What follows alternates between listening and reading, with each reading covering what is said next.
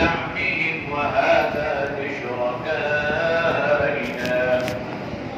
فما كان لشركائهم فلا يصل إلى الله وما كان لله فهو يصل إلى شركائهم ساء ما يحكمون صدق الله العظيم. ترجمہ وربک اور تیرا رب الغنی بے نیاز ذو الرحمہ رحمت والا ان یشاء اگر چاہے یذہبکم تمہیں لے جائے ویستخلف اور پیچھے من بعدکم تمہارے بعد سے ما یشاء جس کو چاہے کما جس طرح انشأکم تمہیں پیدا کیا من ذریت اولاد سے قوم آخرین دوسری قوم ان بے شک ما توعدون جو وعدہ کیا گیا ہے لآتی وہ آنے والا ہے وما انتم اور نہیں ہو تم بمعجزین اس کو عاجز کر دینے والے. قل کہہ دیجئے یا قومی اے قوم اعملوا عمل کرو علی مکانتکم اپنی جگہوں پر انی عامل بے شک میں عمل کرنے والا ہوں فسوف تعلمون پس قریب جان ہوگے من تکون ہو جس شخص کے لیے لہو اس کے لیے عاقبت الدار گھر کی انہو بے شک وہ لا یفلح الظالمون نہیں فلاح پائیں گے ظلم کرنے والے. وجعلوا اور کرتے ہیں للہ اللہ کے لیے مما اس میں سے ذرا جو پیدا کیا من الحرث کھیتی سے والانعام اور چوپائیوں سے نصیبا ایک حصہ فقالوا بس کہتے ہیں ھذا للہ یہ اللہ کے لیے ہے بزعمہم اپنے خیال کے مطابق وھذا لشرکائنا اور یہ ہمارے شریکوں کے لیے ہے فما کان پس نہیں ہے لشرکائہم ان کے شریکوں کے لیے فلا یصل پس نہیں پہنچتا الی اللہ اللہ کی طرف وما کان اور نہیں ہے للہ اللہ کے لیے فهو یصل پس وہ پہنچتا ہے الی شرکائہم ان کے شریکوں کی طرف ساء برا ہے ما یحکمون جو فیصلہ کرتے ہیں. آیات کا ماقبل آیات کے ساتھ ربط اور تعلق یہ ہے کہ گزشتہ آیات میں اللہ نے آخرت میں ان لوگوں کا ذکر فرمایا جو اللہ کے عذاب کو دیکھ کر پہلے منکر ہوں گے پھر اقرار کر لیں گے کہ واقعی ہم دنیا میں تیرا انکار کرنے والے تھے. پھر اللہ نے اس بات سے آگاہ فرمایا کہ اللہ ظالم نہیں ہے کہ کسی کو بے گناہ پکڑ لے بلکہ اللہ پکڑنے سے پہلے اس قوم کے پاس اس بستی کے پاس اس آدمی کے پاس اپنے انبیاء علیہ السلام کو بھیجتا ہے اور انبیاء علیہ السلام آ کر اس قوم کو اللہ کا پیغام سناتے ہیں. جب قوم نہیں مانتی تو پھر اللہ کی طرف سے گویا ان کی پکڑ آتی ہے. آج کی آیات میں اللہ نے فرمایا کہ دیکھو وَرَبُّكَ الْغَنِيُّ یہ خیال مت کرنا کہ اللہ نے ہمیں اپنی عبادت کے لیے اس لیے پیدا کیا ہے کہ شاید اللہ ہماری عبادت کا محتاج تھا کہ شاید اللہ ہماری بندگی کا محتاج تھا شاید اللہ کو یہ چاہیے تھا کہ میرے سامنے جو ہے وہ میرے سجدے کیے جائیں اور اس وجہ سے میری شان جو ہے بلند ہو جائے. اللہ نے فرمایا نہیں وَرَبُّكَ اور تیرا الغنی وہ ہر چیز سے بے پرواہ ہے. اسے اس کی کوئی ضرورت نہیں ہے کہ کوئی اس کی عبادت کرے تو اللہ کی شان بڑھ جائے گی اور نہ کرے تو خدا نہ خواستہ اللہ کی شان کم ہو جائے گی. نہ عبادت کرنے سے اس کی شان میں کوئی جو ہے وہ بڑھتی ہے اور نہ کوئی نہ کرنے سے کوئی کمی کوتاہی باقی ہوتی ہے. وہ تو اللہ ہے اور وہ تو تعریف کیا ہوا ہے اور وہ تو کائنات کا چپا چپا اس کی حمد و ثنا بیان کر رہا ہے. لہذا انسان اس بات کو نہ سمجھو بلکہ یہ دیکھے کہ اگر اللہ دنیا میں اس طرح بے نیاز نہ ہوتا پھر اللہ تو ذرا سی معمولی سی لغزش پر کوتاہی پر گناہ پر اللہ پکڑ لیتا. اللہ پکڑتا نہیں ہے، اللہ ڈھیل دیتا ہے، مہلت دیتا ہے. کیوں؟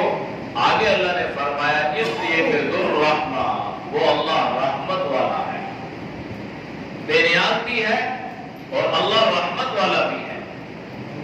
اس کی رحمت کا جو تقاضا ہے وہ یہ ہے کہ باوجود گناہوں کے اللہ کافروں کو بھی کھلا رہا ہے اور اللہ مسلمانوں کو بھی عطا کر رہا ہے. اگر اللہ بے نیاز نہ ہوتا تو پھر اللہ کافروں کو ایک گھونٹ پانی بھی نہ پلاتا، اس لیے کہ وہ اللہ کی رحمت سے محروم ہوتے. تو یہ اللہ کی رحمت سے محروم ہو گیا تو اس پر اللہ کا غضب طاری ہوگا. اس لیے اللہ نے الغنی کے ساتھ الرحمت کا ذکر فرما دیا کہ عبادت کرو گے تو اپنا فائدہ ہے اور اس سے اللہ تمہارے درجات کو بلند فرمائے گا، اللہ تم سے راضی ہوگا، اللہ تمہیں جنت عطا فرمائے گا، اللہ تمہیں رضوان عطا فرمائے گا. نہیں کرو گے تو اس سے اللہ کی شان میں کوئی کمی نہیں واقع ہوگی، اپنا ہی نقصان کرو گے. پھر دوسری بات یہ ہے کہ انسان گناہ کرتا ہے، اللہ پکڑتا کیوں نہیں ہے؟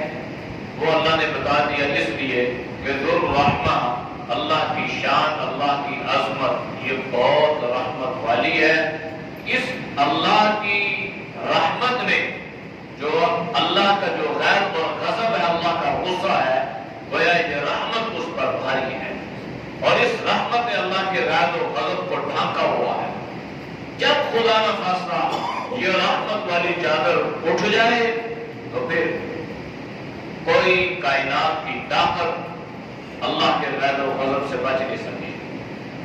ایک حدیث میں اللہ کہ نبی صلی اللہ علیہ وسلم نے ارشاد فرمایا کہ بعض مرتبہ یوں ہوتا ہے کہ اللہ جب انسان کے گناہوں کو دیکھتا ہے تو اللہ کو جلال آتا ہے، اللہ کو غصہ آتا ہے اور اس سے پہلے کہ اللہ ارادہ فرمائے اس قوم کو، اس آدمی کو، اس بستی کو ہلاک کرنے کا، تو پھر اللہ کی نظر رحمت ان اپنے بندوں پر پڑتی ہے جو تنہائیوں میں، خلوتوں میں راتوں کو اٹھ کے اللہ کی عبادت اور اللہ کی بندگی میں مصروف ہوتے ہیں، اور ان معصوم بچوں کی طرف جو اللہ کے قرآن کی تلاوت کر رہے ہوتے ہیں، اللہ کا جلال اللہ کے جمال میں تبدیل ہو جاتا ہے.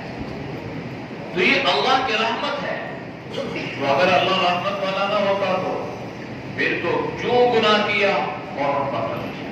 اس لیے اللہ کی یہ رحمت ہے. ان یشاء یذہبکم ویستخلف من بعدکم. باقی رہ گئی یہ بات کہ کوئی آدمی دنیا میں حرف آخر نہیں ہے.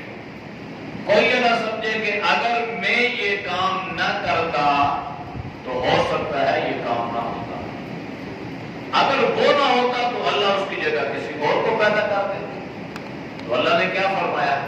یشاء، اگر چاہے اللہ، یذہبکم، تمہیں لے جائے، تمہیں لے جائے یعنی تمہارا اللہ نام و نشان تک مٹا دے. اللہ تمہارا محتاج نہیں ہے، تم اللہ کے محتاج ہو.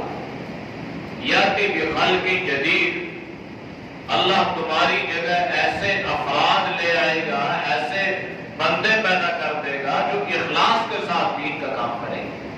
لہٰذا کوئی آدمی یہ گمان اور یہ خیال مت کرے کہ میں خدمت کر کے میں کوئی نعوذ باللہ اللہ پہ احسان کر رہا ہوں، بلکہ اسے عطائے خداوندی سمجھے اور اس پر اللہ کا شکر ادا کرے۔ یا اللہ تیرا شکر ہے تو نے مجھے اپنے دین کی خدمت کے لیے قبول فرمایا، اگر اللہ مجھے نہ کرتا، آپ کو نہ کرتا، تو اللہ ہماری جگہ کسی اور کو کر لیتا اور ہمیں اللہ اٹھا کے پھینک دیتا۔ یشاء یذہبکم نام و نشان تک نہ رہتا، وَيَسْتَخْلِفْ مِن بَعْدِكُمْ اور ہمارے بعد اللہ اور افراد پیدا کرتا، ما یشاء جیسے چاہتا، کما انشأکم من ذریۃ قوم آخرین جس طرح اللہ نے پہلے تمہیں دوسرے لوگوں سے پیدا فرمایا۔ تو اس میں اللہ نے اس بات کا ذکر فرمایا کہ کوئی آدمی کسی ظلم میں، کسی گھمنڈ میں، کسی غرور میں مبتلا مت ہو کہ میں نے کوئی کام کر کے نعوذ باللہ اللہ پر احسان کر لیا۔ اگر اللہ نے اس سے کوئی کام لیا تو وہ تحدیث نعمت کے طور پہ اللہ کا شکر ادا کیا کرے، یا اللہ تیرا شکر ہے کہ تو نے مجھے اس قابل بنایا، اور یا اللہ تیرا شکر ہے تو نے مجھے یہ صلاحیت عطا فرمائی، یا اللہ تیرا شکر ہے کہ تو نے مجھے اس کام کے لیے قبول فرمایا۔ تو اللہ کی طرف سے قبولیت، بڑے بڑے مالدار، سرمایہ دار، جاگیردار، پیسے والے، دولت والے، نہ ان کی دولت دین کی سربلندی کا ذریعہ بنتی ہے، نہ وہ خود دین کے پھیلانے کا ذریعہ بنتے ہیں، بلکہ رکاوٹیں ڈالتے ہیں، روڑے اٹکاتے ہیں۔ وہ اللہ نے نہیں قبول کی۔ اب کوئی آپ کے سامنے مبتلا رہے کہ میں بہت اچھا کام کر رہا ہوں، نہیں، قرآن کریم کی آیت کے مطابق اللہ نے اس کو اس کام سے دور کر دیا۔ اس مال میں وہ صلاحیت نہیں تھی، اس دل میں وہ صلاحیت نہیں تھی، وہ جسم اس قابل نہیں تھا، اللہ نے اس کو قبول نہیں فرمایا۔ اس کے لیے اللہ چناؤ کرتا ہے، اللہ کا انتخاب ہوتا ہے، اور اللہ کی نظر رحمت کی وجہ سے اللہ خاص خاص بندوں کو چنتا ہے، پھر اللہ ان سے اپنے دین کی سربلندی کا کام لیتا ہے۔ جس انداز سے اللہ چاہے اسی انداز سے وہ کام لے لیتا ہے۔ تو جس سے اللہ لے اس کو اللہ کا شکر ادا کرنا چاہیے، ورنہ اللہ محتاج نہیں ہے۔ اللہ ہمیں چاہتا تو اللہ اٹھا کے پھینکتا اور ہمارا نام و نشان تک بھی نہ ہوتا۔ انما توعدون لآت، بے شک اللہ نے جو وعدہ کیا ہے نا وہ وعدہ لآت آنے والا ہے۔ اللہ نے کیا وعدہ فرمایا؟ اللہ نے وعدہ یہ کیا ہے کہ دنیا میں اچھے اعمال کرو گے تو میں تم سے راضی ہوں گا، اور جب میں تم سے راضی ہو گیا تو تمہیں جنت کی نعمتیں عطا کروں گا۔ یہ اللہ نے وعدہ کیا ہے، اور اللہ نے یہ بھی وعدہ کیا ہے کہ اگر دنیا میں مجھے ناراض کر کے آئے تو پھر یاد رکھنا تمہارے لیے جہنم اور جہنم کی سزا میں نے مقرر کی ہے۔ یہ دو وعدے اللہ نے کیے، اعمال پر جنت، بد اعمالیوں پر جہنم، اور دعائی کی ہے تو یقینی چیز ہے۔ وہ اللہ نے فرمایا کہ جو وعدہ اللہ نے کیا وہ آنے والا ہے۔ مارا انسان جو آنکھیں بند ہوئی وہ اللہ کا وعدہ شروع ہو گیا، بلکہ سکرات کے وقت جو اللہ کا وعدہ ہے، جو اللہ کے انعامات، یہاں سے اس کا نزول شروع ہو جاتا ہے۔ اللہ کے نبی نے فرمایا کہ جب فرشتہ آتا ہے نا روح قبض کرنے کے لیے، تو اہل ایمان کی روح کو اللہ یوں قبض کرتا ہے کہ اس طرح اللہ کے نبی نے فرمایا جیسے مکھن سے بال نکلتا ہے، آرام سے۔ اور فاسق اور فاجر اور کفار کی روح ایسا کہ ایک ایک انگ جسم کا ٹوٹ کر گویا ایسے ہو جاتا ہے جیسے کوئی چیز ٹوٹ کر بالکل ریزہ ریزہ ہو جاتی ہے اللہ کے۔ تو یہاں سے یہ شروع ہو گیا اللہ کا وعدہ، اور پھر قبر، برزخ، میدان حشر، پھر جنت میں یا جہنم میں جانے تک کے جو معاملات ہیں یہ اللہ کے وعدے ہیں۔ وَمَا أَنْتُمْ بِمُعْجِزِينَ، کوئی اللہ کو تھکا نہیں سکتا، کوئی اللہ کو عاجز نہیں کر سکتا. ساری دنیا مل کے اللہ کا مقابلہ کرنا چاہے تو کیا مقابلہ کرے گی؟ اسی اللہ نے فرمایا کہ تم اللہ کو عاجز نہیں کر سکتے، نہ تم اللہ کو تھکا سکتے ہو، تم خود عاجزی والے ہو، لہذا تمہیں چاہیے کہ تم اللہ کی عبادت کرو، اللہ کی بندگی کرو، اس کا مقابلہ مت کرو، بلکہ اس کے عاجز بندے بن کر زندگی گزارو. قل اب ان اہل مکہ سے کہہ دیں یا قوم، اے قوم. اہل مکہ سے اللہ کے نبی نے فرمایا اے تو قوم تھی، ایسی قوم میں بھی اگر کوئی آدمی، کوئی فرد فاسق اور فاجر اور کافر بن جائے تو ہدایت تو اللہ کے ہاتھ میں ہے. اگر آپ صلی اللہ علیہ وسلم کے ہاتھ میں ہدایت ہوتی تو ایک بھی کافر نہ رہتا. اللہ کے نبی سب میں ہدایت تقسیم کرتے، 24 گھنٹے لگاتے اور آپ آرام بھی نہ کرتے اور سب میں ہدایت. لیکن ہدایت تو اللہ کے ہاتھ میں تھی، اللہ کے طرف سے تھی. آپ کی محنت، آپ کی کوشش، آپ کی کاوشیں تھی، لیکن ہدایت اللہ نے دی. تو آپ نے اہل مکہ سے فرمایا اے میری قوم، اگر تم میری بات پہ عمل نہیں کرتے اور اپنی ضد اور ہٹ درمی پہ ڈٹے ہوئے ہو تو پھر ڈٹے رہو. ایمانو علی مکانتکم، جو عمل تم کرتے ہو اپنے برے کرتے رہو، ٹھیک ہے. میں تمہیں اس سے روکتا ہوں، باز رکھنے کی کوشش کرتا ہوں، منع کرتا ہوں، لیکن تم نہیں باز آ رہے تو ٹھیک ہے کرو. پھر انی عامل، میں بھی عمل کر رہا ہوں، تم بھی کرو میں بھی کرتا ہوں. نتیجہ کیا ہوگا؟ فسوف تعلمون، ان قریب تم جانا. تو ان قریب جان لیا نا کہ کس طرح اللہ نے ان اہل مکہ کو ذلیل اور رسوا کیا اور ان سارے سرداروں کو رسوا اور ذلیل کیا گیا، اور کس طرح اللہ نے ان مہاجرین کو فاتح بنا کر مکہ میں داخل فرمایا. یہ فسوف تعلمون، قریب جانو، ٹھیک ہے. جو کرتے ہو کرتے رہو، بات نہیں مانتے نہ مانو، ٹھیک ہے. لیکن ایک وقت آئے گا جو اللہ نے مقرر کیا ہوا ہے، تمہیں پتا چل جائے گا کہ جو بات میں تم سے کہہ رہا تھا وہ صحیح تھی یا غلط تھی. اور پھر یہ بھی سن لو، من تکون لہ عاقبۃ الدار، جو اچھے اعمال کرے گا نا اس کے لیے تو عاقبت، اچھائی، عافیت کا گھر ہے. اس میں اللہ نے عاقبۃ الآخرہ نہیں فرمایا بلکہ عاقبۃ الدار. علماء مفسرین نے لکھا ہے کہ اس دار سے مراد دنیا کا گھر بھی ہے اور اس سے مراد آخرت کا گھر بھی ہے. تو اللہ نے دنیا کا گھر، اللہ کے نبی کی زندگی 2 حصوں میں تقسیم ہے، آپ کی مکی زندگی، آپ کی مدنی زندگی. مدنی زندگی کا ابتدائی حصہ بھی، وہ بھی آپ پر تنگیاں، حوصلوں، پریشانیاں، آزمائشیں.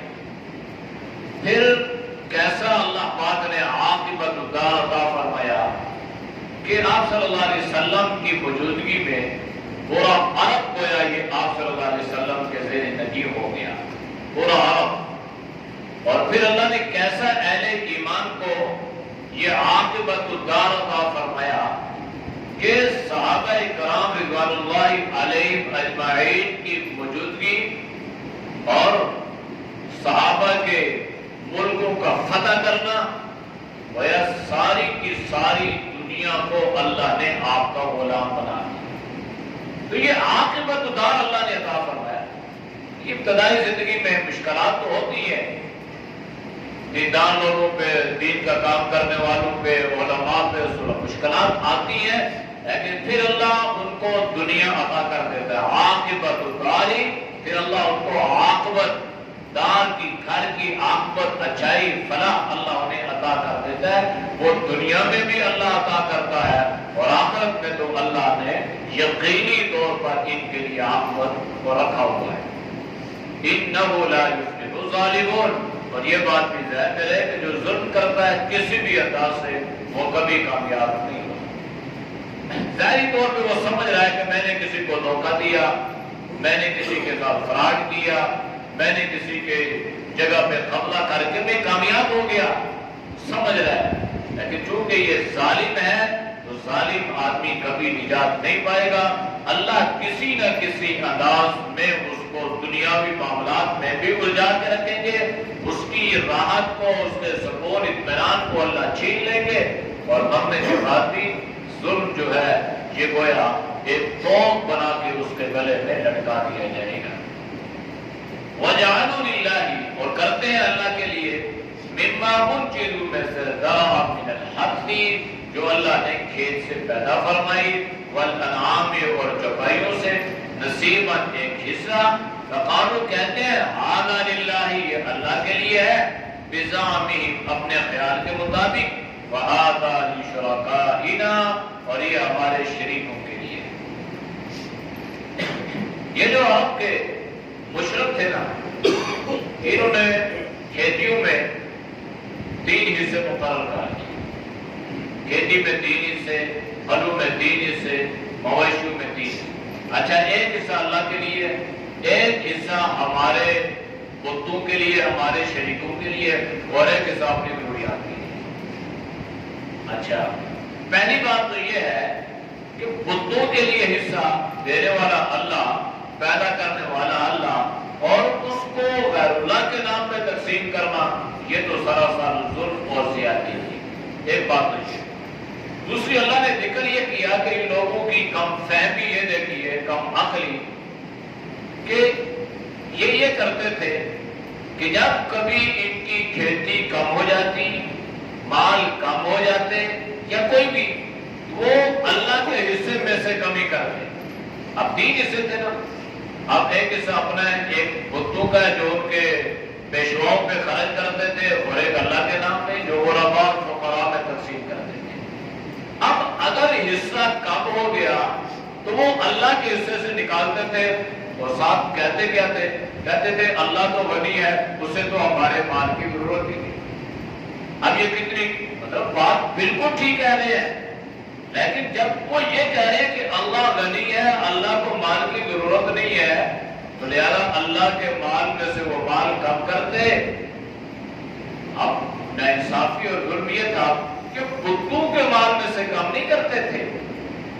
مال کم ہو گیا، چلو یہ جو بت کے نام یہ مال ہے، مویشی ہے، یہ کھیتی، اس میں سے کم کر، ایسا نہیں۔ یہ ان کی جہالت تھی۔ ایک طرف سے کہتے ہیں کہ اللہ کو ضرورت نہیں ہے، دوسری طرف سے اللہ کے مال میں کمی کرتے، اور پھر اس مال کو غیر اللہ کے نام پہ تقسیم کرتے۔ آج اس کی ایک جھلک ہمیں نظر آتی ہے۔ یہ جتنے اکثر بازار ہے نا، بازار، تو ان پہ جب عرس یا میلے وغیرہ ہوتے ہیں تو وہاں پہ یہ جو پیسوں والے لوگ ہیں نا، تو یہ وہاں پر دودھ دیتے ہیں، اور دودھ 100% خالص دیتے ہیں، بالکل خالص دیتے ہیں۔ اگر وہاں پر دودھ ملاوٹ والا دیا تو وہ پیر صاحب جو ہے وہ ناراض ہو جائیں گے، اور ہماری بھینسیں جو ہے یہ مر جائیں گی، مال میں نقصان ہو جائے گا، یار وہاں پر ہمیں دودھ کیا کر رہا ہے؟ خالص دے۔ اب وہاں پہ دودھ خالص جا رہا ہے، اور جس کو خالص دینا ان کا حق بنتا تھا، وہاں پر ملاوٹ والا دودھ جا رہا ہے۔ اللہ کے نبی نے منع کیا، من غشا فلیس منا، جس نے ملاوٹ کی۔ غشا کا معنی صرف ملاوٹ کرنا نہیں ہے، غشا کا معنی دھوکہ دینا بھی ہے، یعنی جس نے کسی کو دھوکہ دیا۔ وہ دھوکہ کے مختلف انداز ہوتے ہیں، جس انداز سے بھی کسی نے کسی کو غلط فہمی میں مبتلا کر دیا، کسی نے کسی کو دھوکہ دیا، تو اللہ کے نبی نے اس سے بڑا اعلان فرمایا، مجھ سے اس کا کوئی تعلق نہیں ہے، وہ ہم میں سے نہیں ہے۔ تو آپ مخلوق کو دھوکہ دے رہے ہیں، لوگوں کو دھوکہ دے رہے ہیں، اور اللہ ان کو دیکھ رہا ہے، اور ادھر ملاوٹ کر رہے ہیں، اور ادھر ان کا عقیدہ اور نظریہ یہ بنا کہ اگر ملاوٹ کی تو بھینسیں مر جائیں گی، نقصان ہو جائے گا۔ ایک جھلک جو ہے ہمیں نظر آتی ہے، جو عرب کی جہالت کی وہ کافی۔ تو اللہ نے فرمایا کہ انہوں نے حصے بنا لیے، کہتے ہیں یہ اللہ کے لیے، یہ ہمارے شریکوں کے لیے۔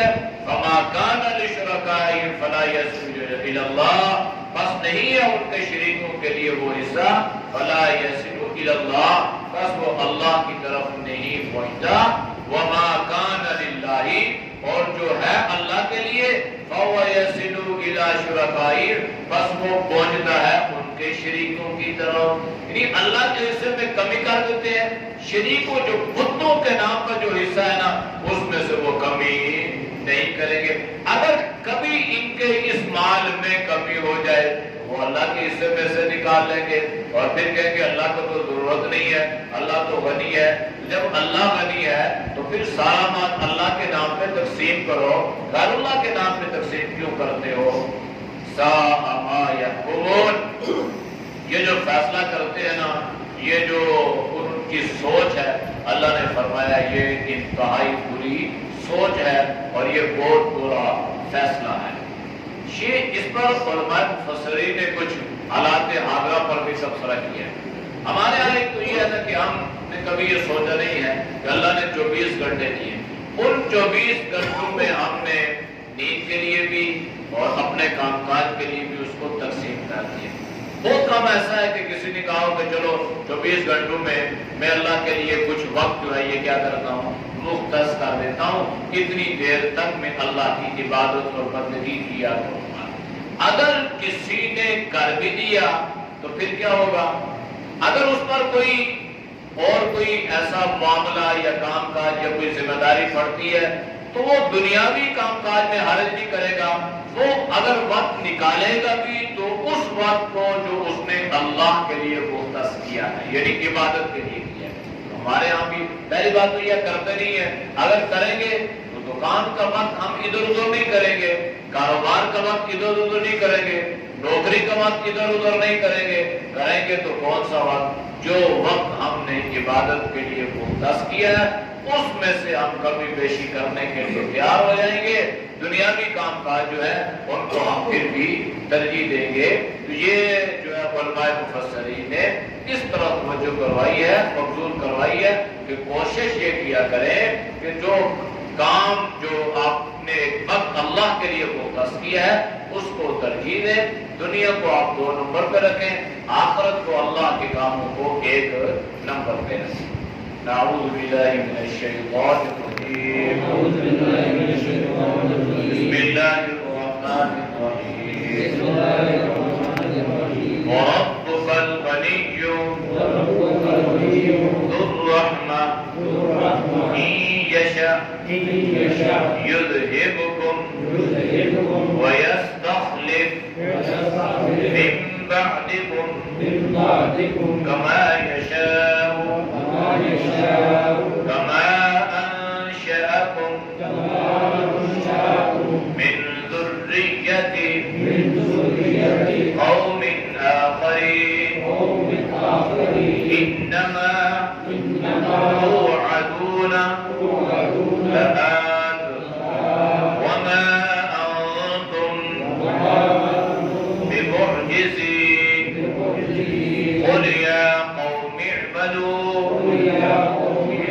على مكانتكم إني عامل فسوف تعلمون من تكون له عاقبة الدار إنه لا يفلح الظالمون وجعلوا لله مما ذرأ من الحرث والأنعام نصيبا فقالوا هذا لله بزعمهم وهذا لشركائنا فما كان لشركائهم فلا يصل إلى الله وما كان لله فهو يصل إلى شركائهم ساء ما يحكمون. الحمد لله والصلاة والسلام على نبی کریم. یا اللہ ہم سب کے سیرت پہ معاف فرما, اللہ ہم سے حفاظت فرما, یا اللہ نیک اعمال کی توفیق نصیب فرما. اے اللہ ہر طرح کے پورے آواز سے, پورے خیالات سے, پورے راستوں سے, پوری شعبوں سے اللہ تو ہم سب کی ہماری اولادوں کی حفاظت فرما، یا اللہ تو ہم سب کو ہماری اولادوں کو یا اللہ دین کی محنت کے لیے قبول فرما، دین کی سربلندی کے لیے قبول فرما، یا اللہ تو ہم سب کو اخلاص نصیب فرما، اے اللہ نمود و نمائش سے یا اللہ ہر طرح کی بناوٹوں سے ریاکاری سے اے اللہ تو ہم سب کی حفاظت فرما، اخلاص کے ساتھ یا اللہ دین کا کام کرنے کی توفیق نصیب فرما، اور یا اللہ اس عمل کو اپنی بارگاہ میں قبول فرما، اور اس عمل کی برکت سے یا اللہ ہم سب کی دنیاوی مشکلات کو دور فرما، اور یا اللہ ہم سب کی نیک حاجات کو پورا فرما، صلی اللہ تعالی علی نبی کریم برحمتک یا ارحم الراحمین۔